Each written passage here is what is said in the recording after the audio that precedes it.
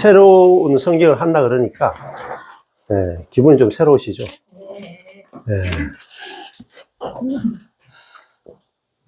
이게 아가스인데요. 아마 그 성도들 중에 아가스를 조금 자유자재로 성경을 볼 수 있는 성도가 100명 중에 1명 될까 말까. 이렇게 성도는 둘째 치고, 목사님들 중에, 목사님 100명 중에 아가스를 설교할 수 있는 목사님이 1명, 100명 중에 1명, 될까 정도 합니다. 예, 그 말은 무슨 말이냐면은, 그 성경에 대해서 별로 관심이 없다. 예. 그러니까 우리가 설교에 대해서는 관심이 많은데, 성경에 대해서는 관심이 없다. 그러니까 설교라 하는 것은 지금 대부분의 이제, 우리가 교회에서 듣는 대부분의 설교는요, 내가 하고 싶은 말을 성경을 빌어서 하는 거예요, 대부분. 내가 이번 주에 무슨 이야기를 하고 싶다. 성도들에게 어떤 이야기를 하고 싶다. 그러면 성경을 가져와서 인용해서 하는 경우가 되게 많습니다. 그러니까, 말씀이 기준이 돼서 내가 사실은 저도 좀 그랬거든요. 주제 설교를 하게 되면, 주일날 목사님들이 대부분 다 주제 설교를 하시죠. 이번에 뭐 감사하라, 뭐 기뻐하라, 염려하지 말라. 이렇게 주제 설교를 하게 되면은 내가 주제를 정해놓고 이제 성경을 인용해서 이렇게 하게 되죠. 그러면은 성경을 왜곡할 확률이 굉장히 높아요. 그래서 이제 주제 설교를 가능하면 안 하는 게 좀 좋고요. 네, 그래서 강해 설교가 제일 좀 성경적으로 좋다라고 할 수 있어요. 그러니까 내가 주제 없이 성경 본문을 가지고 성경 본문이 무엇을 말하는가가 초점이 돼야 성경 중심이 돼요. 그러면은 사실은 그게 설교하기가 훨씬 쉽거든요. 진짜 쉬워져요.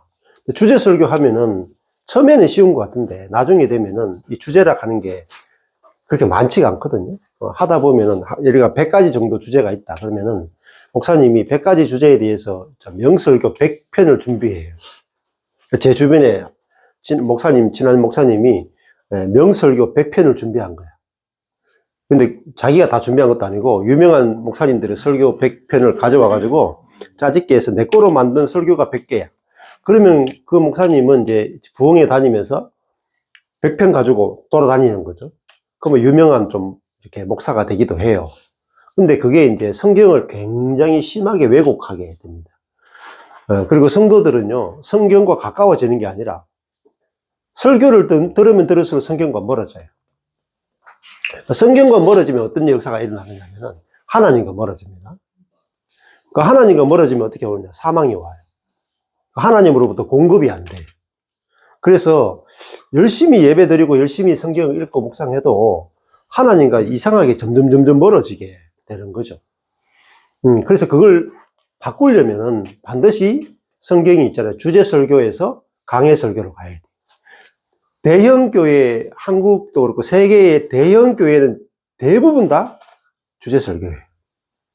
짧게 20분 어떤 한 주제를 가지고 감동적으로 설교해요.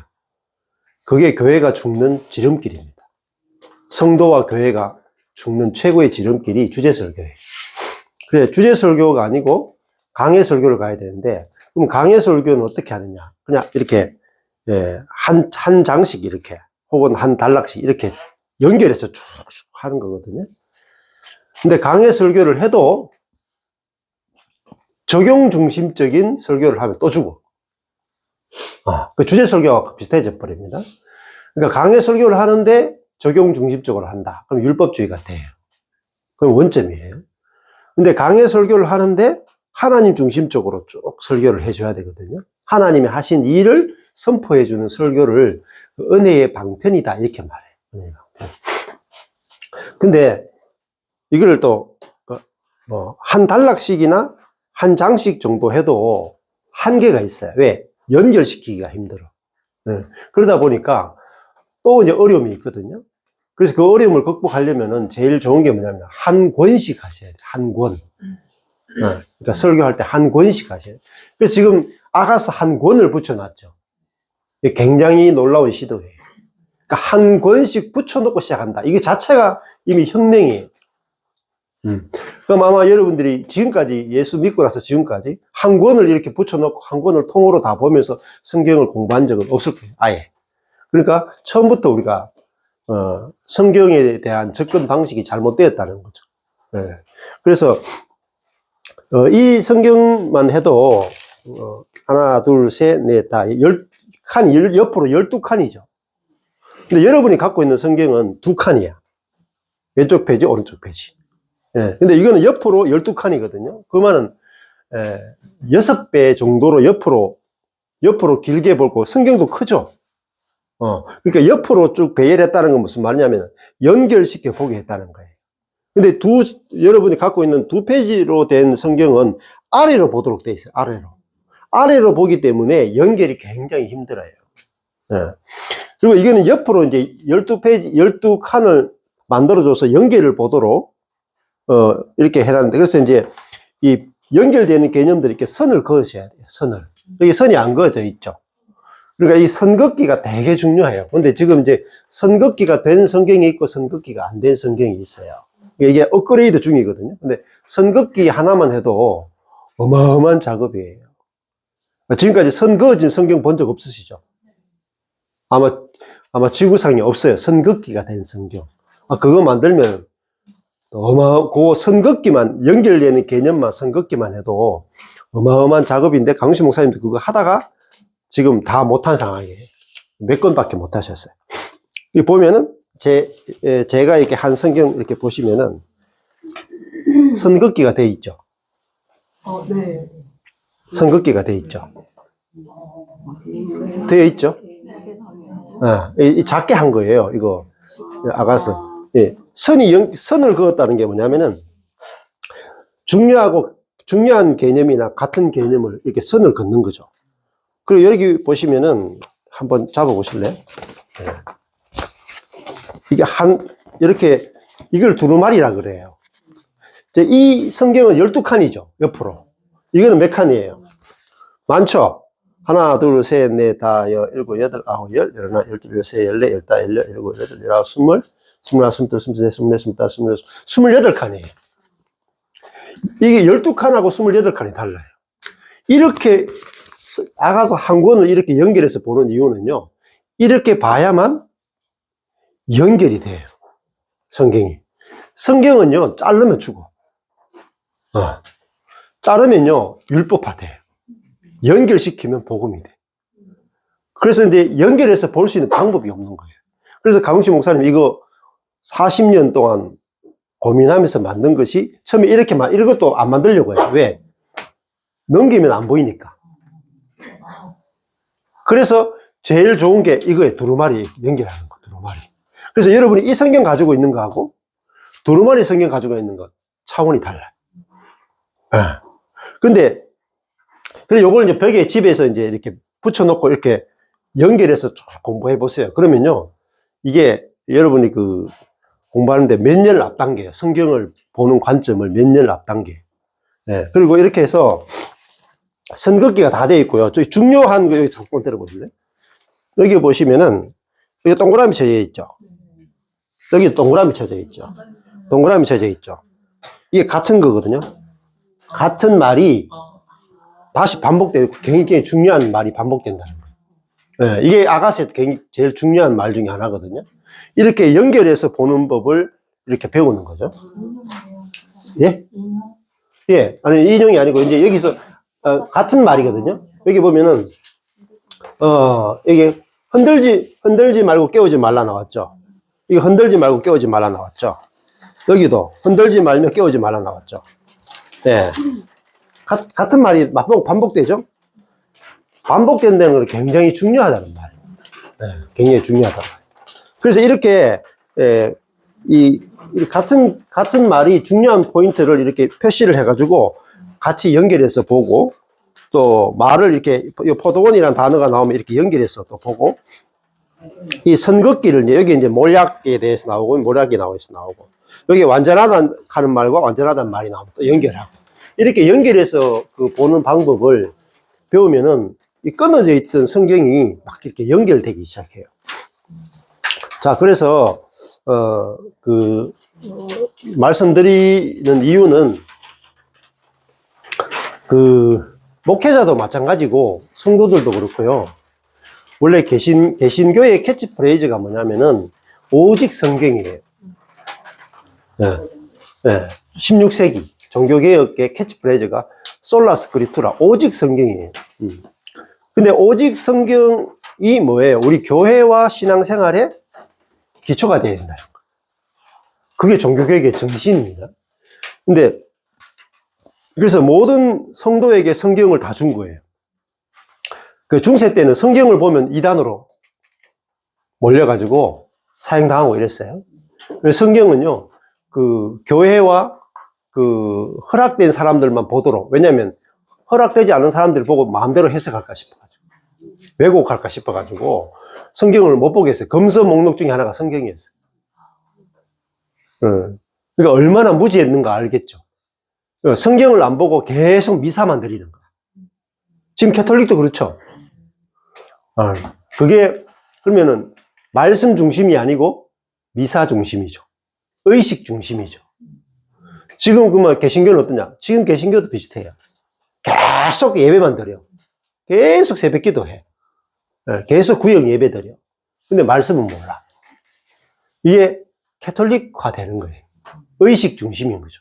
우리가 하나님을 열심히 예배하자. 그런데 설교도요, 목사님이 계속 주제 설교해. 그러면요, 성도들이 어떻게 되냐면은 목사님이 가르쳐주는 방식의 목사님의 해석을 그대로 받아가 앵무새처럼 이야기해. 그렇게 되기 때문에 성경 중심이 아니고 목사 중심이에요. 잘 이해하셔야 돼요. 그거는 목사님 중심이지 성경 중심이 아니에요. 원래 개신교는 목사 중심이 아니에요. 성경 중심이에요. 그러면은 교회에서 성경을 중심으로 신앙생활이 돼야 되고, 특히 성경은요, 특히 개신교의 예배는 설교가 제일 중요하거든요. 근데 설교를 뭐라고 부르냐면 은혜의 방편이라 불러요. 은혜의 방편. 그러면 설교 시간에는 무슨 이야기만 해야 되냐면은 하나님의 은혜만 설교해야 돼. 하나님의 은혜가 뭐로 오냐면요, 말씀을 통해서 온다는 거예요. 그게 말씀을 통해서 오는 은혜가 제일 중요하고, 그게 교회의 표지예요. 교회의 표지. 근데 설교 시간에 하나님의 은혜를 이야기하기보다 우리의 의지에 호소해서 결단을 요청하면 안 된다. 그러면 은혜의 방편이 뭐로 바뀌냐면은 우리의 행위의 방편으로, 헌신의 방편으로 왜곡돼 버린다는 거죠. 근데 이게 굉장히 중요한데 요 개념이 안 잡힌 신학교나 목사님들이 거의 대부분이에요. 저도 못 잡았어요. 이야기를 제대로 안 해줘. 신학교에서 제대로 이야기 안 해줘. 목회자들이 실제로 그렇게 설교 안 해. 교수들도 그렇게 안 해요. 근데 16세기 때 발견되었던 그 종교개혁의 아주 핵심적인 부분을 지금 거의 400년, 500년 지난 우리들이 후퇴해버린 거예요. 후퇴. 종교개혁 때 발견된 것과 비하면 엄청나게 후퇴가 일어난 거죠. 그거를 다시 복음의 본질을 회복하는 걸 뭐라고 부르냐면 종교개혁이라고. 시스템을 바꾸는 게 아니라 복음을 다시 회복하는 거, 그걸 종교개혁이라고 불러요. 그래서 항상 교회는 개혁되어야 된다. 그러니까 개혁교회의 캐치프레이즈가 뭐냐면 교회는 항상 개혁되어야 된다. 근데 시스템을 바꾸는 게 아니라 말씀을 개혁해야 된다. 말씀. 근데 말씀을 개혁할 길이 없어요. 자, 목사님들이 왜 말씀을 개혁할 길이 없느냐? 목사님들이 말씀에 올인할 시간 자체가 아예 없어요. 지금 현재 목회자들의 목회는요, 일 쳐내기 바빠. 사역 중심이에요. 새벽 기도 해야 되죠. 금요철에 해야 되죠. 수요 예배 해야 되죠. 주일 설교해야 되죠. 신방 설교해야 되죠. 개업 예배 가야 되죠. 목회자들끼리 노예 가야 되죠. 시찰에 가야 되죠. 또 그런 데서 또 야유회 가야 되죠. 자식 키워야 되죠. 상담해야 되죠. 목회자가 말씀과 기도에 전무할 시간이 없습니다. 현재 없어요. 그리고 행정해야 되죠. 그러니까 실제로 목사님들이 하는 것은 말씀에 전무하는 게 아니고 사역에 전무해요.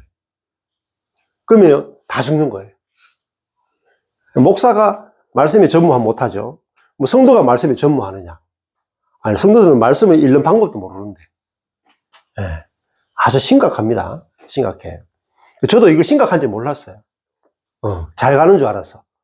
근데 이제 제가 망하고 나서 알게 된 거죠. 그래서 안식년, 하나님이 강제로 안식년을 시킨 거예요. 그래서 쉬어라. 사역하지 말고 쉬어라. 그러니까 딱 망하고 나서 필리핀에 가서 6개월 동안 제 일생 처음으로 성경만 읽은 거예요. 일생 처음으로. 아무것도 안 하고 성경만 읽은 거예요.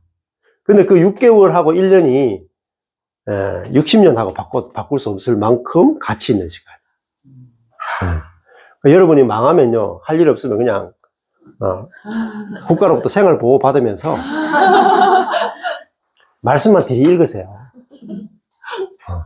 1년만 여러분이 말씀에 들어가서 읽으면 그 다음부터 어떻게 되냐면 말씀 가지고 사람을 살리기만 해도 여러분 먹고 살아요.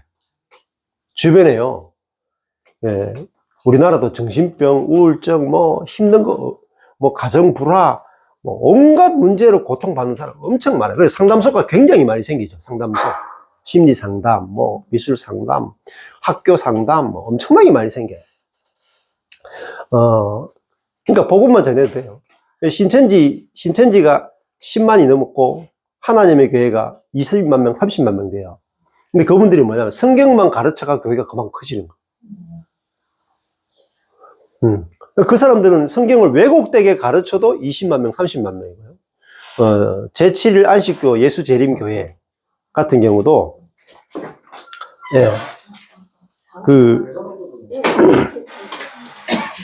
성경만 가르쳐가지고, 전 세계에 이제 수백만 명이에요, 수백만 명.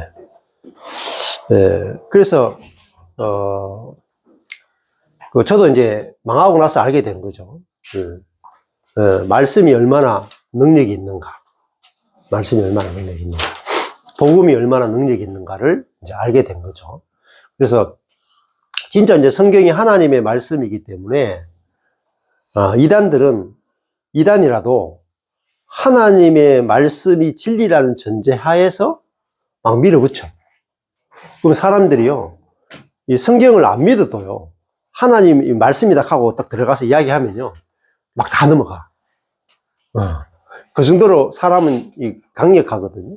근데, 우리가 이제 교회, 열심히 다니는 우리가, 말씀의 능력을 안 믿어요. 우리 자신이, 우리가 실제 생활에 들어가서 보면, 생활 속에서도 말씀의 능력을 안 믿어요. 여러분, 어떤 문제가, 예를 들면, 여러분, 심각한 문제가 생겼어요. 내 개인적으로. 여러 가지 어렵고 힘든 일이 생겼어. 그럼 뭘 해요? 여러분, 힘든 일이 생겼다 그러면, 딱 뭐 합니까? 바로 기도 들어가죠. 예배 참석하죠. 그리고 고민하죠. 그리고 이렇게 잔머리 굴리죠. 그걸 이제 사자성어로 잔대가리라 그래요. 그러니까 고민이 있으면은 머리를 굴리는 거야. 근데 안 하는 게 있어요. 문제가 있을 때 말씀 안 읽어. 말씀에서 내 문제가 해결이 돼야 되는데 말씀으로 안 가. 기도로 가. 기도로 가는 것이 약간 샤머니즘적이에요. 내 문제가 생겼는데 하나님 내 문제 해결해 주세요. 그게 정통신앙 아니에요. 문제가 생겼을 때 복음으로 해결해야 된단 말입니다. 이 문제가 왜 왔는가? 어디서 왔는가? 하나님은 이 문제를 어떻게 보시고 하나님의 관점은 어떻고 그렇게 복음에서 내 문제가 해결돼야 된단 말입니다. 근데 기도해가지고 응답받아가 해결되는 것은요, 예를 들면은 그리스도인의 삶 가운데 기도해서 하나님이 상황을 바꿔주는군요. 1, 20% 밖에 안 돼. 맞죠? 임상적으로 안 그렇습니까? 여러분 신앙생활 오래 해보면 기도해서 한 1, 20% 응답이 와요. 그죠? 근데 7, 80%는 응답이 안 와. 안 그렇던가요? 우리 남편 바꿔주세요. 그것까지 기도했는데, 이혼해가 바꾸죠. 그 사람이 거룩하게 변화되는 게 아니고, 이혼해가지고 남편 바꿔본다니까? 그래도, 이혼하고 싶으면 미친다니까? 이혼하고 싶으면 미치는데, 이혼하지 말라 그러니까 고민되잖아. 그래가지고, 그래가 하는 게 뭐냐면, 음성 듣기를 해. 하나님 음성 듣게 한다고요. 하나님, 이혼하지 말라 그랬지만 너무 이혼하고 싶어요. 뭐, 저 인간하고 도저히 못 살겠어요. 내게 직접, 직통 계시를 주옵소서. 직통 계시 받아. 진짜 그래요. 그래가지고, 말씀이 분명히 있잖아요. 이혼하지 말라 그랬는데, 너무 이혼하고 싶은 거야. 그랬더니, 성령의 은사 받은 사람이 딱 갔는데, 성령의 은사를 받은 어떤 목사님이, 야, 이혼해. 그러면, 아멘! 하면서 바로 이혼해. 그런 경우가 굉장히 많습니다, 여러분. 웃은 것 같죠? 현실이에요. 현실이야. 그러면, 음성 듣는 게 사실일까요? 말씀이 사실이에요. 말씀이 기준 돼야 되죠. 내가 힘들면요, 말씀 기준은 안 돼요. 내가 듣고 싶은 게 기준이 되지. 네. 그런 경우가 다반사고, 저도, 말씀이 기준 안 되고, 기도해서 하나님 응답해 주세요가 기준 되니까, 나중에 되니까 멘붕이 오더라고요. 하나님 응답이 없으니까 멘붕이 오고. 네. 그리고 기도 응답은요, 대부분 다 이제 어떤 상황이 바뀌어지는 거잖아요. 네. 근데 복음은요, 상황을 바꾸는 게 아니에요. 존재가 바뀌는 거예요. 네. 기도로요, 존재가 안 바뀌어요. 기도는요, 그 상황을 바꾸는 거죠. 대부분 다. 그럼 예를 들면, 하나님 저 바꿔주세요. 기도한다고 안 바뀌어요. 사람이, 체인지가 아니고 트랜스폼, 완전히 다른 존재로 새롭게 창조되는 것은 예수 그리스도와의 연합을 통해서 되는 거지, 기도를 통해서 되지 않아요. 기도를 통해서 된다 하면 예수님이 아예 올 필요가 없어. 성령이 내 안에 내주할 필요도 없거든요. 그러니까 기도는 사실은 뭐 하냐면은, 기도라 하는 것은 알게 해주셔야 돼요. 우리 상황을 이렇게 막 바꾸는 게 초점이 아니고, 기도라는 것은 복음을 알게 해주세요라는 것이 기도의 용도이고, 그 다음에 감사하는 것이 주 기도의 용도예요. 그러니까 우리 문제는 기도로 해결되는 게 아니고 복음으로 해결돼요. 그러면은 복음은 예수님과 내가 연합되어져서, 원래 예수와 분리된, 사단과 연합된 존재가 그리스도와 함께 십자가에 연합돼서 죽고, 그리스도와 함께 부활해서 그리스도와 함께 하늘에 안침받은 존재로 새롭게 창조되는 것이 복음입니다. 그러면 우리가 새로운 피조물이 되는 것이 복음의 핵심인데, 그러면 새로운 그러면 내 옛사람이 죽었고 나는 성령과 연합된 새로운 피조물이 됐다. 이거를 믿는 사람도 5%가 안 돼. 그리스도인 가운데. 그럼 자기 정체성이 지금 안 돼 있단 말이야. 안 돼 있어. 그러면 나는 내가 죽었고 그리스도가 사는 존재가 이미 되었어. 이 존재에서 출발이 돼야 돼. 그러면은 존재에서 출발하면요, 행위는 쉽게 나와요. 보세요. 내가 옛사람인지 새 사람인지 구분이 안 되면, 구분이 안 된다는 말은 옛사람인 뜻입니다. 그 옛사람 속에서 뭐가 나오냐면은 옛사람의 행위밖에 안 나와요. 근데 옛사람인 상태에서는 고쳐달라고 아무리 기도해봤자 응답이 없어요. 근데 인간의 하나님 저 고쳐주세요라는 것이 인간의 기도거든요. 구약에 하나님 저 고쳐주세요, 바꿔주세요, 이 죄인을 변화시켜주세요. 근데 그 죄인을 변화시켜주세요라는 기도에 대한 응답이 예수예요. 그리고 성령이라고. 그러면은 사람이 바뀔 수 있는 것은요, 예수와 성령이 아니고는 절대 바뀔 수 없다는 거예요. 근데 예수가 오셔가지고 예수와 내가 연합되면은 무조건 존재가 새롭게 창조되는 거예요. 새롭게. 그러면 그 새로운 존재에서 뭐가 나오냐? 새로운 행위가 나오고, 새로운 마음이 나오고, 새 영이 나와요. 그러면 이거가 똑같아요. 그걸 더 쉽게 설명하면은 늑대가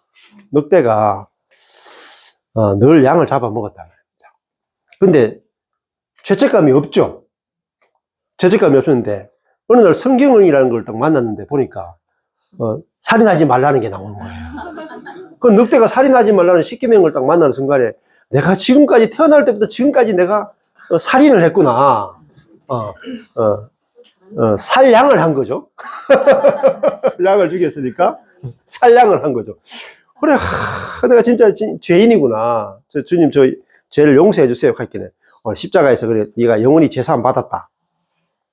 그래, 지금까지 양을 잡아먹은 죄가 다 용서받았어. 자, 용서받았어요? 근데 양을 안 잡아먹겠어요? 용서받았는데? 늑대가 지금까지 양 잡아먹은 죄를 분명히 회개했고, 십자가에서 양 잡아먹은 모든 죄가 다 사해졌어. 그러고서 그다음부터는 양을 안 잡아먹었더라. 이런 늑대 이야기 들어본 적 있어요? 그게 현대 그리스도인의 비극이라. 문제가 뭐예요? 양 잡아먹은 죄는 용서받았는데, 존재는 안 받겠다. 그러면 어떻게 해요? 배가 고프면 또 양 잡아먹어. 그 다음 어떻게 해요? 새벽 기도 와서, 예배 와서 회개하죠. 회개하고 목사님은 거기서 여러분, 반복되는 죄를 지으면 안 됩니다. 끊으십시오. 죄와 피 흘리기까지 싸우십시오. 나가서 죄와 피 흘리기까지 싸우는 게 아니고 양과 피 흘리기까지 싸워서 양을 잡아먹어. 자기 피 흘리니까 양의 피를 흘리는 거야. 그래 놓고 또 교회 오면 목사님이 여러분 이번 주 동안에 혹시 여러분 중에 양을 잡아먹은 늑대 형제 자매는 없습니까? 그러면 전부 다 손드는 거야. 그 중에 간혹 한두 마리가 금식했어. 금식한 늑대는 그 다음 주 잡아먹어. 금식 하나 많아야. 그 일이 2000년 동안 반복되고 있단 말이야. 2000년 동안. 왜 그냥 늑대가 아무리 양 안 잡아먹게 해달라고 기도해도 하나님 쪽에서는 기도 응답을 해줄 수가 없어요. 그러니까 늑대한테 양을 안 잡아먹으면 늑대가 굶어 죽거든. 그 기도 응답할 수 없죠. 그러니까 하나님의 기도 응답은요, 늑대를 변화시켜서 양을 안 잡아먹게 하는 게 아니고 늑대를 죽여버리는 거예요. 늑대를 예수 그리스도와 함께 십자가에 못 박아 죽여버리는 거예요. 그게 십자가의 능력이에요. 죽여서 그를 부활시키는 거예요. 뭐로 부활시키냐면 양으로 부활시키는 거라고. 늑대가 죽어서 늑대로 부활하는 게 아니에요. 그거는 부활이라 그러지 않았고 그거는 소생이라 그래요. 그놈이 그놈이야. 부활은요, 완전히 다른 존재로 다시 하늘로부터 출생한다는 개념이에요. 그러니까 예수를 믿는데 예수와 연합을 모르니까 내 존재가 완전히 새롭게 창조됐다는 사실이 없는 거예요. 이게 갈라디아서예요. 갈라디아서가 이신칭의를 넘어서는 거예요. 루터는 이신칭의밖에 발견을 못했어. 그러니까 이신칭이 뭐냐면 아까 전에 늑대가 지금까지 지었던 모든 죄를 회개해야 되는 게 아니고 오직 예수의 피로 말미암아 영단번에 우리의 죄가 예수에게 다 넘어가서 늑대의 모든 죄가 다 예수에게 전가되어서 늑대가 살인자인데 의로운 늑대로 칭함받았다는 거예요. 법적으로 죄 없다라고 선언해 준 거, 그것이 구원이라는 거예요. 그게 루터가 발견한 복음의 조각이에요, 조각. 근데 거기서 그 다음 못 나가. 존재가 바뀐 쪽으로 못 넘어가요, 루터는. 절반밖에 못한 거예요, 절반밖에. 그러니까 종교개혁이 시작만 된 거지 완성을 못 시켰다고요, 루터가. 그럼 무슨 문제가 나왔냐? 성화의 문제를 해결을 못했다. 성화의 문제가. 근데 루터가 하는 성화의 방법은 이런 거죠. 율법과 복음을 갈라낸 거죠. 율법과 복음을 갈라내서 교회가 뭐냐면은 하라 하지 말라는 율법을 선포하는 게 아니고 그리스도께서 행하신 그 은혜를 계속 선포하면은, 예를 이런 거죠. 늑대한테, 너의 모든 죄가 예수님에게 전가돼가지고 다 용서되었어. 너는 의로워. 너는 거룩해. 그걸 예배 시간에 늑대들, 앉아있는 늑대에게 계속 선포해 주는 거예요. 너는 의로워. 근데 늑대 있는데 뭐라고 하면 너는 양이야. 너는 양이야. 매주 선포해 주는 거예요. 그러면은 그 은혜를 입고, 그 거룩하다는 은혜를 받으면은 거기서 거룩이 나오고 양의 어떤 것들이 나온다는 거죠. 거기까지, 여러분은 이미 의인이 되었어. 양이 되었어. 이걸 계속 선포해 주는 거예요. 존재에 대한 이야기는 없이. 거기까지 발견한 게 루터예요. 근데, 거기서 더 나가는 게 뭐냐면, 이제 칼빈은 뭘 이야기하냐면은, 그리스도와 성도 간의 연합을 이야기한 거예요. 루터에서 더 발전한 부분은 발전했어. 그래서 그리스도인은 단순히 의롭다고 칭하는 수준을 넘어서서 그리스도와 연합되어서, 그러면은 이런 거죠. 칼빈의 교리 중에서 제일 큰 게 뭐냐면은 하나님의 주권 사상이에요. 하나님의 주권과 하나님의 주권, 일방적인 하나님의 주권. 그러니까 하나님 쪽에서 먼저 사람을 선택한다는 거죠. 사람이 먼저 시작하는 게 아니라. 그리고 또 한 가지는 뭐냐면 그리스도와 연합이에요. 그러니까 루터하고 차이점이 그거예요. 그러면 칼빈이 기여한 제일 큰 기여 중에 하나가 그리스도와 연합은 뭐냐면은, 그리스도와 우리가 연합됐으니까 나의 모든 죄가 그리스도에게 넘어가고 그리스도의 의가 우리에게 넘어온다는 거죠. 근데 그것이 의만 넘어오는 게 아니라 그리스도의 모든 생명, 능력, 지혜, 겸손, 자비, 긍휼, 그리스도의 모든 것이 하나님이 우리에게 주려고 하는 모든 은혜는 그리스도를 통해서 우리에게 오는데, 그리스도를 통해서 하나님의 모든 은혜가 오기 때문에 그리스도와 나를 하나로 딱 연결하면은 하나님의 은혜가 그리스도를 통해서 내게 무한히 공급된다. 그게 칼빈이 이야기한 거예요. 그러니까 거기 루터에서 좀 더 발전이 됐죠. 발전이 됐다고. 근데 이 부분도 설교하는 목사님 거의 없어요. 왜 그럴까요? 사역한다고 말씀 자체에 집중할 시간이 없어요. 그래서 교회들이요, 목사님들이 다 사역 안 하도록 시간을 자유를 줘요. 말씀에만 올인할 수 있도록 해줘야 돼요. 그러면 어떻게 되냐? 교회가 문 닫을 수도 있어요. 하던 모든 사역을 다 내려놓죠. 그러면 교회가 올 수도 없대 볼 수 있어요. 왜냐하면 지금 교회를 이끌어가고 있는 것은요, 우리의 열심으로 이끌어가거든. 신방. 성도 한 주만 안 나오죠. 어떻게 해요? 부교육자들한테 이번 주 성도들 출석 상황 다 올려. 부산에 지금 큰 교회 또 난리 났잖아요.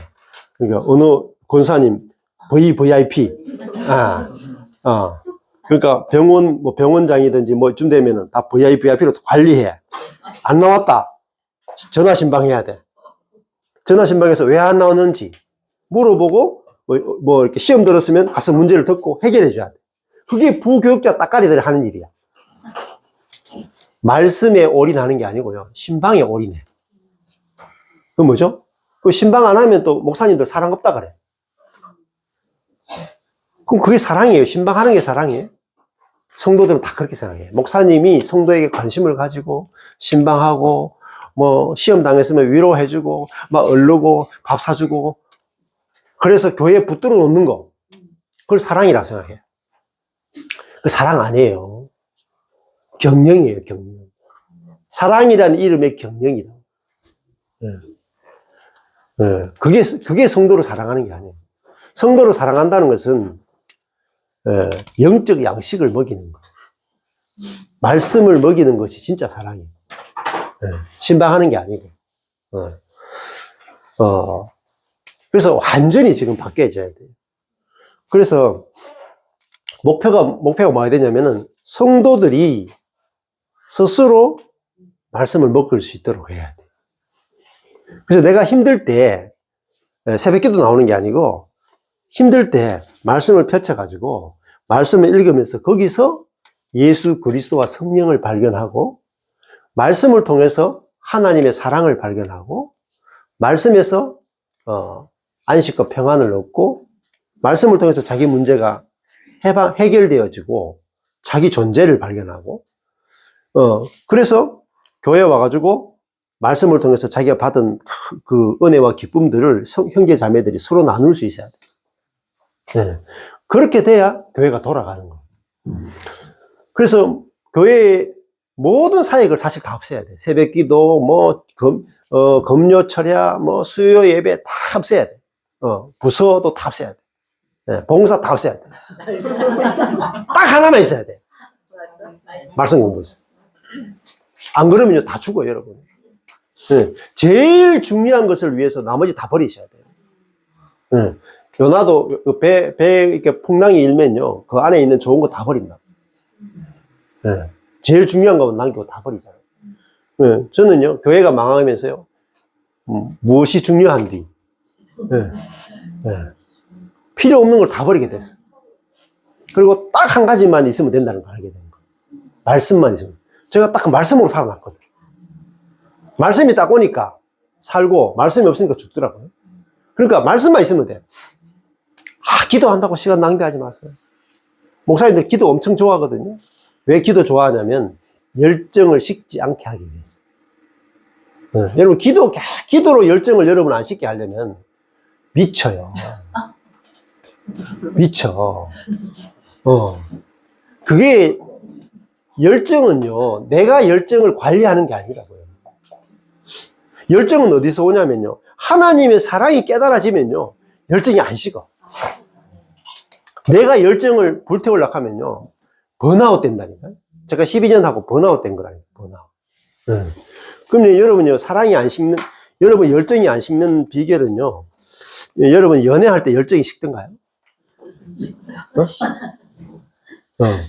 연애할 때 그 열정을 안 식게 하기 위해서 노력하는 게 아니잖아요. 사랑하니까 열정이 계속 불타죠. 우리 신앙의 열정은 어디서 오냐면은 하나님과 예수님과 성령님이 나를 얼마나 사랑하는가. 하나님의 사랑을 깨닫는 데서 열정이 나와야 돼. 다른 것으로 우리가 만들어내는 열정이 뭐냐면은 그게 다른 불이라고요. 아론의 첫째 아들, 둘째 아들이 다른 불을 들이다가 즉사했죠. 그러니까 인간의 자기의 열정을 가지고 왔다. 우리의 열정은 사실 하나님을 대적할 수 있다고요. 바울이 처음에 자기 열정으로 교회를 핍박했고, 모세도 자기 열정으로 살인했죠. 여러분 열정도요, 내 육에서 나온 열정은요, 안 좋은 거예요. 왜냐면 육의 열정과 영의 열정이 분리돼야 돼. 그게 육과 영이 나누어지는 거예요. 육의 열정은 뭘 위해서 존재하냐면요, 내 자신이 높아지고 싶어. 열심히 있어야 높아지거든. 열심히 없어 보세요. 높아질 사다리가 없어. 그래서 우리 육이라 하는 것은요, 어떤 방식을 쓰든지 아주 선하고 경건한 방법을 동원해서 높아지려고 합니다. 근데 여러분 열정을 딱 없애보세요. 내가 오늘부터 여러분이 만약에 기도를 딱 끊었어. 예, 금식이 아니고 금기도. 기도를 딱 끊어. 말씀 읽는 것도 딱 끊었어. 내가 하나님을 향한 모든 행위를 다 끊었어. 이런 문제가 있을까요? 나의 행위가 나의 존재의 가치를 결정하는 게 아니에요. 하나님의 사랑이 내 존재의 가치를 결정하는 거예요. 그죠? 거기서부터 열정이 나와야 돼. 나의 어떤 열심이나 행위에서 만들어진 것은요, 식어요. 그걸 열정적 영성이라고 볼 수 있는데, 저는 16년 동안 제가 복음을 전해봤잖아요. 안 식어요. 내 자신이 열정을 안 만들어내기 때문에 가만히 있는데요, 열정이 안 식어. 노력을 1도 안 하는데 열정이 안 식나요? 계속 타오른다니까요. 태양은요, 그냥 계속 타올라. 태양이 열내기 위해서 막 노력해가 열내는 거 보세요? 태양은 자체 발광이야, 자체 폭발하면서 계속 열정이 나오죠. 여러분, 성령이 내 안에 계시면요, 저절로 성령으로부터 열정이 계속 나와야 돼. 그런데 그 핵심이, 여러분, 복음이라 하는 게 뭐냐면, 하나님이 우리를 얼마나 사랑하는지가 바로 복음이에요. 내가 하나님을 얼마나 사랑하는지는 율법이고, 하나님이 나를 얼마나 사랑하는지를 복음이다. 그러니까 하나님이 나를 얼마나 사랑하는지 알면 내 속에서 뭐가 생기냐면, 저절로 그 사랑에 감동이 생겨가지고요, 막 내가 저절로 움직여져. 그걸 여자의 운명이라 그래. 그 남자의 운명이 뭐냐면은 여자를 미칠 듯이 사랑하는 거야. 그럼 여자는요, 아무 생각이 없다가 저 새끼가 나를 사랑하니까, 나를 이렇게 사랑하는 사람이 있나? 그 여자들이요, 좀 바보 같은 면이 있거든요. 그러니까 그 미녀를 누가 얻느냐면, 추남들이 미녀를 얻는 비결이 뭐냐면은, 못생긴 놈은요, 그 미녀를 보고 있잖아요. 자기 내세울 게 없으니까 뭐 미녀 보고 막 계속 달라붙어가지고 계속 사랑한다 그러고 뭐 하여튼 계속 해. 만약에 한 1년을 작업을 한단 말이야. 1년 동안 계속 쫓아다니고 사랑한다 그러고 막 온갖 거 다 해. 그러다가 뭐 병이 들었다거나 해가지고 한 달 쉬어. 한 달 쉬면은 그 여자가 1년 동안 막 날 자기 좋다고 막 엄청나게 따라붙던 놈이 갑자기 사라진다. 그럼 여자가 너무 궁금해. 너가 허전함을 느낀다니까? 맞잖아요. 1년 동안 뭔가 계속 뭔가 받을 때는 뭐 시시한 것 같아. 이것쯤이야 이렇게 생각했는데, 여러분, 누가 밥 사줘. 이렇게 제가 이렇게 밥을 사줘. 근데 한 끼 사줄 때는 당연하지 뭐 그 정도야. 이렇게 하죠. 매번 밥 사주죠. 미칠라거든요. 근데 갑자기 1년 후에 안 사줘. 그러면 이게 습관이 돼 있거든. 그러면 이게 중독이 됐단 말이야, 중독. 그럼 딱 끊죠. 그러면 왜 밥 안 사주지? 그러면서 허전함을 느껴.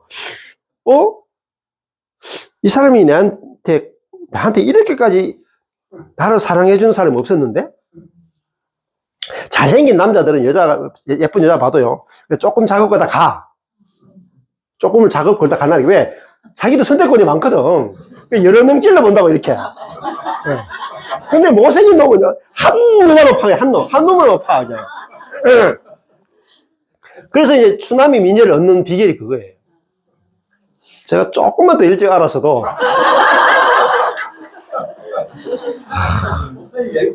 후회 막급이야, 제가. 후회 막급. 조금 더 이쁜 여자를 선택할 수 있었는데, 내가. 방법을 몰랐네, 방법을. 그러니까, 여러분 있잖아요. 하나님의 사랑에 대해서 알면요, 인간 사랑에 대해서는요, 그냥 쉬워. 어떻게 사랑하는지, 사랑받는지, 사랑의 세계가 알아진다고요. 그러니까, 하나님이, 어디서 이야기하다가 이렇게 왔죠. 연애 이야기하면 너무 재밌어서 또 이렇게. 키를 잃어버려. 열정 이야기했죠, 열정. 그렇죠. 그러니까, 그 열정이라 하는 것이 하나님이, 아까 전에 남자가 여자를 막 열정적으로 사랑하잖아요. 그러면은 여자가 가만히 있다가 그 남자가 자기를 사랑했기 때문에 갑자기 이렇게 딱 끊어지면 자기 속에서 있잖아요. 받은 그 사랑 때문에 열정이 확 올라온다니까. 그래, 그 남자 어디 갔어? 아니, 그 못생긴 놈 어디 갔지? 그래서 막 찾는다니까? 그 잘생긴 놈들이 있어도 잘생겨봤자 내가 잘생긴 남자를 좋아하잖아. 근데 이 남자는 나를 그만큼 안 사랑해. 근데 못생긴 이놈이 나를 끝없이 사랑하는 거야. 그럼 여자는요, 자기를 끝없이 사랑하는 이 사랑을 받았기 때문에 여자는 여기 끌려. 결국은 못생긴 남자하고 결혼한다니까, 예쁜 여자들이. 그것처럼 우리도 못생긴 여자, 우리가 죄인이었잖아, 죄인. 그죠? 예, 하나님과 원수였고. 근데 하나님이 우리를 영원 전부터 끊임없이 우리를 사랑한다는 거예요. 끊임없이 쫓아다니는 거예요. 그걸 시편 23편에 보면은, 시편 여호와는 나의 그 목자신이 나오죠. 그분이 나를, 선하심과 인자심이 정녕 나를 따르리니, 그죠? 그 따르리니 나가 추격한다는 거예요. 예, 그 스토커란 뜻이에요, 스토커. 하나님이, 영적 스토커야. 우리를 추격하는 거야, 추격하는 거야. 따라오시는 거야. 뭐로 따라오냐면, 선함과 인자심으로 계속 추격하는 거야. 죽이려고 따라다니는 게 아니고, 선한 것으로. 인자가 사랑이거든요. 너무 짝 사랑해가지고 막 쫓아다니는 거야, 쫓아다니는 거. 끊임없이 쫓아다니는 거야. 그 하나님이 나를 너무너무 사랑해서 나를 쫓아다닌다. 그게 남자의 사랑이에요. 그게 하나님의 운명이에요, 운명. 하나님이 우리를 너무 사랑해서 쫓아다니는 거야. 그러니까 우리가 그걸 알게 되면은 내가 그 사랑에 감동이 돼. 감동이 되면 그때부터는요, 하나님을 사랑하는 게 쉬워져요. 주님이 나를 이렇게 사랑하는구나. 그러면 신앙생활이요, 그다음부터 그저예요, 그저. 근데 대부분 신앙생활 어떻게 하냐면 하나님이 나를 얼마나 사랑하는지는 별로 관심이 없어. 여러분 다 남자예요, 남자. 여러분이 하나님을 쫓아다닌다고 막 흘레벌떡 쫓아다녀. 하나님 꼬시려고. 여러분의 열심으로, 여러분의 사랑으로, 여러분의 헌금으로, 여러분의 선함으로 하나님 꼬시려고, 하나님 마음에 들려고 막. 바보야, 바보. 여러분, 하나님은 꼬실 필요가 없어요. 이분이 나한테 이미 넘어갔어. 이분이 나를 쫓아오는 거야. 하나님의 짝사랑이 성경 이야기. 그러니까 우리가 하나님 쫓아다니면 안 돼요. 하나님이 우리를 쫓아오시는 것이 성경의 이야기다. 그래서 시편 23편이 그렇게 중요하다니까요. 하나님의 선하심과 인자하심이 나를 추격한다. 그럼 그 추격에서 벗어날 자가 없다. 그렇죠? 여러분이 아무것도 안 해야 된다니까요. 하나님이 그 사랑으로, 선하심으로 여러분을 계속 추격하시고, 따라오시고, 함께 하시고, 여러분의 내주하시고, 그게 하나님의 사랑입니다. 우리는 뭐죠? 그 사랑을 믿기만 하면 돼. 받아들이기만 하면 돼. 그 여자의 운명이라니까요. 그 남자들이 맨날 꽃다발 들고 오고, 막 밥 사주고, 집 앞에 기다리고, 집에까지 막 데려다 주고 하면서 결국 하는 게, 나와 결혼해 줄래요? 이렇게 하잖아. 그 여자 쪽에서는 뭐 하면 돼요? 잠깐만 있어봐. 네가 나를 2년 쫓아다녔기 때문에 나도 2년 쫓아다니고 나서 결혼해. 그럼 남자가 미쳤냐? 받아주기만 해, 받아주기만. 여자는요, 그냥 그 남자의 사랑을 받아주면 되는 거야.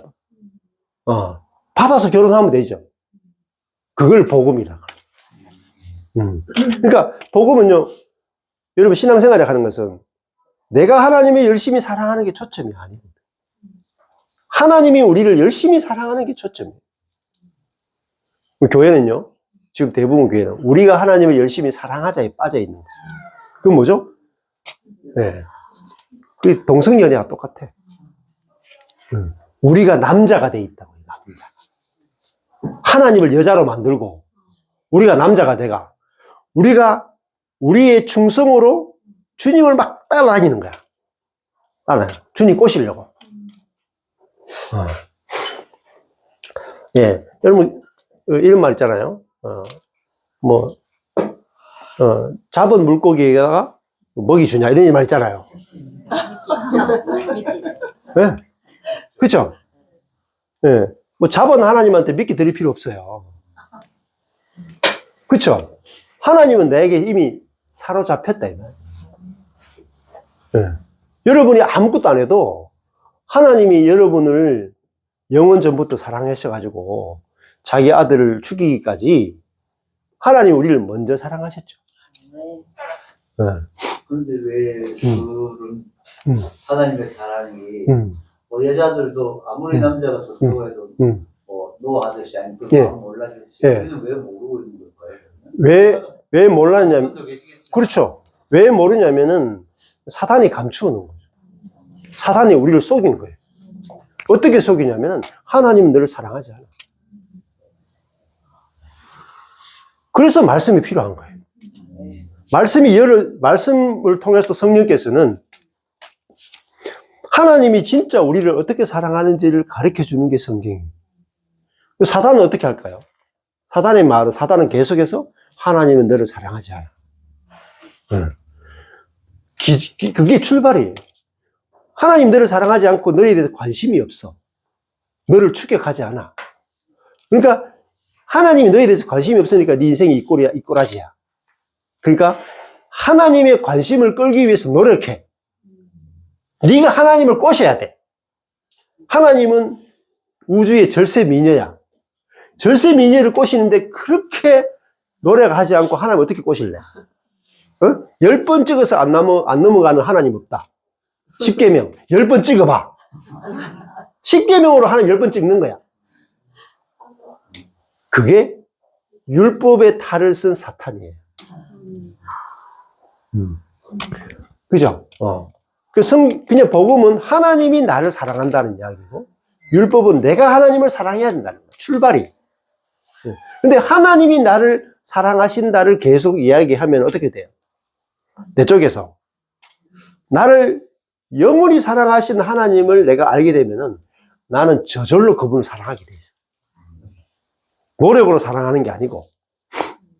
그렇잖아요? 그러니까 남자가 여자를 막 사랑하면은 여자가 자기를 진짜로 사랑해주는 남자를 사랑하는 것은 쉽죠? 안 그래요? 생각해보세요. 남편이 여러분들을 막 너무너무 사랑하고 배려하고 자기보다도 여러분을 더 사랑하면 그 남편을 사랑하는 건 쉬워요? 어려워요? 쉽죠? 근데 남편이 여러분 관심도 없고 막 돈도 안 갖다 주고 두들겨 패고, 그런데 그 남편을 사랑하려고, 그래서 남편에게 사랑받으려고 하면은 굉장히 힘들죠. 가정에서 이루어진 일과 교회에서 이런 일이 거의 같다. 그래서 인간은 내가 먼저 사랑하는 게 아니고 사랑을 받는 것에서 출발한다 하는 것이고, 그래서 교회에서 설교 시간에는요, 하나님이 우리를 얼마나 사랑하는지를 계속 선포해주고 알려주고, 그것에 대해서 들을 때 알게 되고 믿어지게 되는 거죠. 그러면 내 속에서 안식이 오는 거예요. 하나님 나를 얼마나 사랑하는지 알면 두려움이 없어져요. 겁이 없어진다고요. 담대해지고. 그리고 내가 하나님의 사랑을 받기 위해서 노력할 필요가 없어. 나의 모든 헌신과 헌금과 충성은 어디서 오냐면 그냥 감사에서 나오는 감사. 기도도 감사에서 나오는 거예요. 감사. 헌금도 감사에서 나오고, 봉사도 감사에서 나오고, 그 사랑에 대한 감사로 저절로 나오는 거죠. 그래서 그러면 성경의 핵심은 뭐냐면은 사랑 이야기예요. 여러분 성경은 그 연애 편지예요. 연애 편지. 그러니까 하나님이 우리를 짝사랑한다는 연애 편지가 성경이에요. 그러면 여러분이 성경을 읽을 때는 가슴이 좀 이렇게 쿵쾅쿵쾅 거려야 돼. 근데 그런 그 연애 편지 읽을 때는 막 이게 그 연애 편지 받는 자체가 너무 기분 좋잖아. 그죠? 못 받으신 분들은 좀 죄송합니다. 근데 연애 편지 받을 때 그냥 편지를 그냥 받는 자체도 기분 좋고, 이렇게 뜯어가지고 한 절 읽을 때 뭐가 생각나면 사랑이 사랑. 상대방이 생각나고 막 그 사랑이 생각나가지고 막 두근두근 거리면서 한숨에 다 읽죠. 10장이라도 한숨에 다 읽는다니까. 그러면 성경 읽을 때 저 상대방이 나를 얼마나 사랑하는지 그거 초점 맞춰서 연애 편지 읽죠. 여러분 성경 읽을 때 그거 읽으셔야 돼요.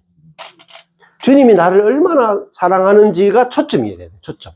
다른 거 찾으시면 안 돼. 다른 거. 그러면 성경 읽는 게 너무너무 재밌다니까요.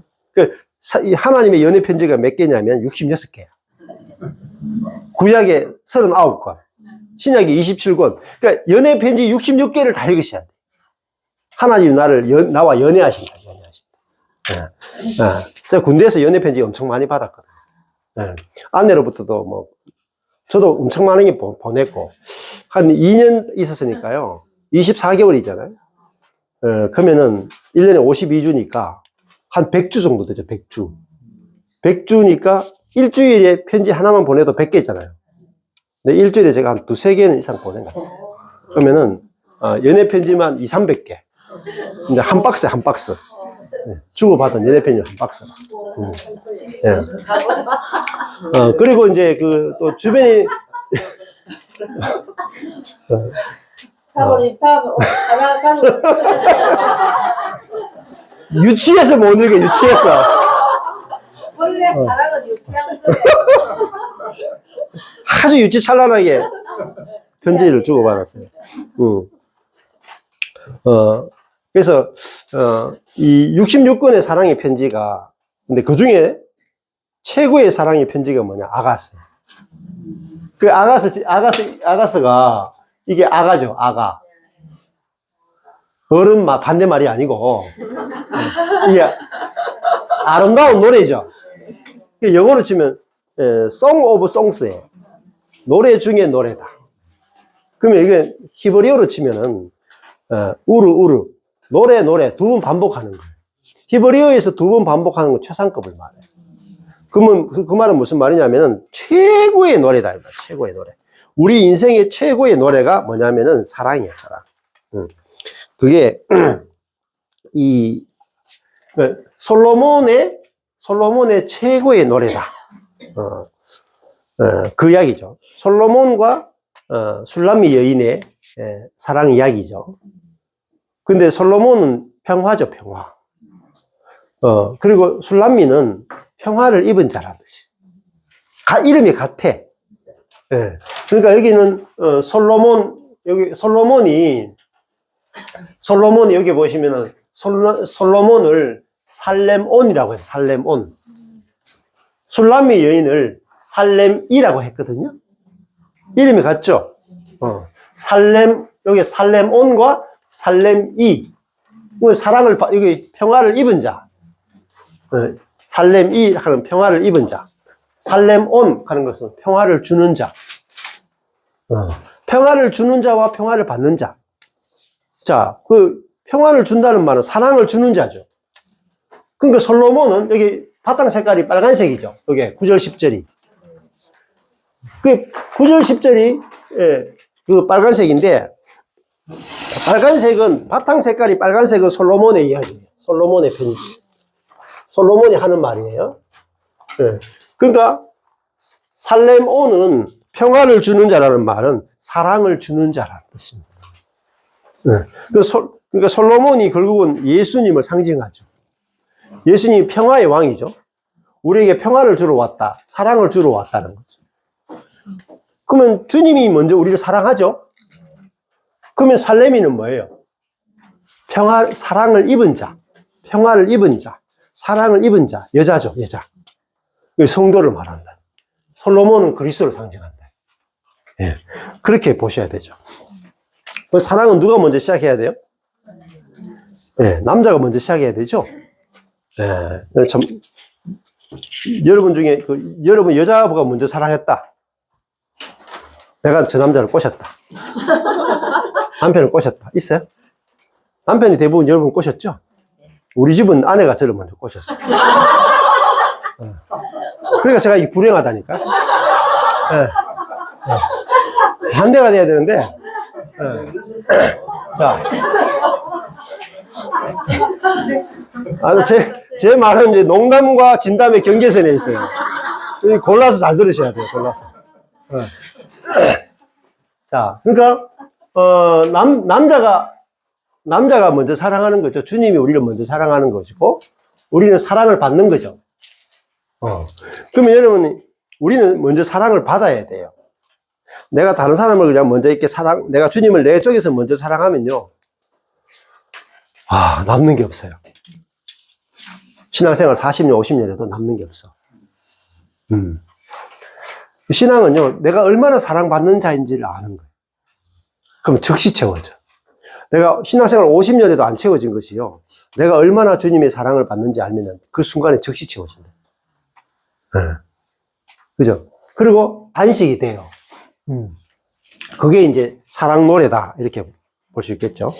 그래서, 여기서 보시면은, 이 아가스를 볼 때 있잖아요. 요거는 바탕 색깔이 흰 색깔이죠. 요거는 이제 그냥 이 주제 이제 시작하는 말이기 때문에 바탕 색깔이 흰 색깔이에요. 근데 바탕 색깔에 요게 이제, 이게 하늘 색깔처럼 파란색으로 되어 있죠. 요거에. 여기는 이제 여자가 살레미가 하는 말이에요. 여기 바탕 색깔이 노란색 되어 있죠. 요거는 이제 제3자, 주변에 있는 그 여자의 무리들이나 제3자들이 하는 거 노란색이에요. 그리고 다시 요거 살렘이죠. 바탕 색깔이 여기까지. 그리고 다시 여기까지 바탕 색깔이 빨간색이죠. 빨간색은 솔로몬이 하는 거죠. 다시 노란색이죠. 우리가 나오죠. 제3자. 여기서 어디 가자면 여기로 가야 돼요. 여기 1장. 그리고 다시 요 파란색이죠. 요 살레미가 하는 말이고, 요 살레몬이 하는 말이고, 살레몬,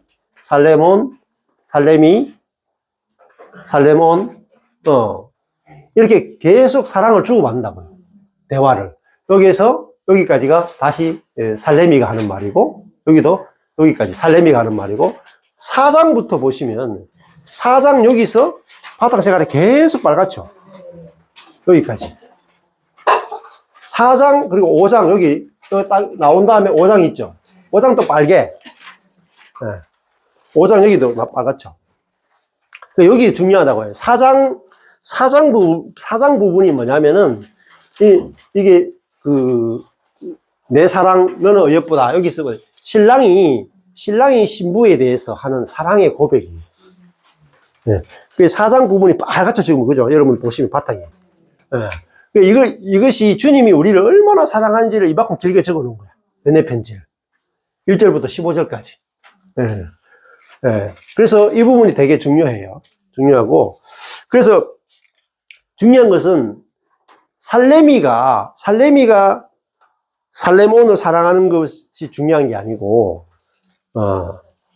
살레몬이 살레미를 사랑하는 게 중요하죠.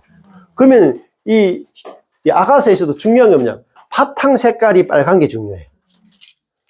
주님이 우리를 얼마나 사랑하시는가. 이런 거, 바탕 색깔, 그죠? 바탕 색깔이 빨간 위주로 해서 여러분이 읽으시면은 주님이 우리를 어떻게 보시고 얼마나 사랑하는가를 묵상하실 수 있어요. 그렇게 보시면은 여러분이 이 아가서를 보는 준비가 되어 있고, 그리고 이제 읽으시면 돼요. 아가서를 제가 여러 번 했거든요. 여러 번 했는데 할 때마다 조금씩 달라지요. 제주도에서 첫 번째 제주도에서 했어요. 신혼여행의 도시. 제주도에서 할 때 사람들이 너무 좋아가지고 그냥 아가서에 미치다시피 해가지고 그때 이제 아가서가 처음 시작됐고, 그리고 아가서를 또 이제 수양관에서 또 할 때도 사람들이 되게 좋아서 그 다음에 요번에 또 부산에서 아가서도 하고 이렇게 하는데, 성경 한 권을 여러분이 떼세요. 아가서 하면 제 재성 목록에 아가서 하면 다 들어있어요. 그러면 이거 펼쳐가지고 이거 펼쳐놓고 막 이렇게 적으시면 하셔야 돼요. 이렇게 한 절 한 절 단어의 뜻이 무엇인지 이렇게 적으시면은, 제가 이렇게 만든 이유가 두 가지가 있어요. 첫 번째는 뭐가 있느냐면은 옆으로 펼쳐가 보기 위해서, 옆으로 펼쳐가 보기 위해서 하고, 두 번째는 공간이 많잖아. 공간 이거보다 좀 크거든요.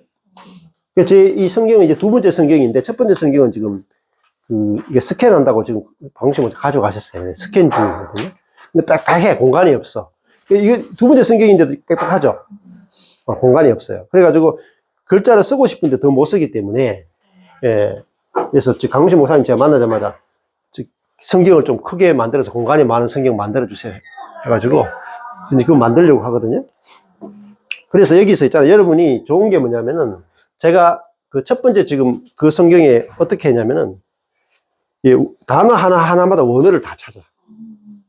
다 기록하는 거예요. 그러면 한 권에 성경 공부에 대한 모든 자료를 다 집어넣는 거예요. 네. 그 성경 가지고 설교하고 그 성경 가지고 묵상하는 거예요. 그럼 어떻게 되냐면은 이게 이렇게 그려놓은 데다서 출발하면요, 이 계단 올라가는 거예요, 이렇게. 근데 안 적어 놓죠. 안 적어 놓으면요, 처음부터 다시 해야 돼. 이게 발전이 없어요, 발전이. 그래서, 이런 유명한 말이 있어요. 성경이 더러우면 마음이 깨끗하고, 성경이 깨끗하면 마음이 더럽다. 저는 성경이 이만큼 더러우니까 제 마음이 얼마나 깨끗한지 아시겠죠? 여러분 마음이 아주 더러운 인간들이에요. 성경이 너무 깨끗해. 그러니까 이제 농담인데 또 진담으로 진담인데 또 농담을 들으시면 안 돼요. 그래서 억지로 하라는 게 아니라 여러분이 하다 보면 재밌어져요. 재밌어지고 그 다음에 그 하나님 말씀 한 구절이 여러분의 운명을 완전히 바꿔. 그러니까 그 한 구절에서 하나님이 나를 얼마나 사랑하는지가 딱 오죠, 그죠?